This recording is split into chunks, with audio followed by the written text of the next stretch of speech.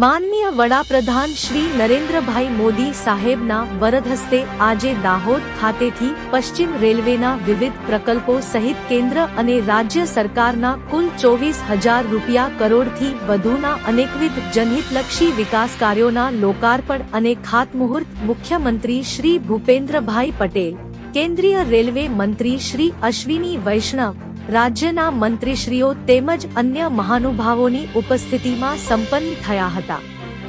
Reporter Dhaval Parmar, Dahod.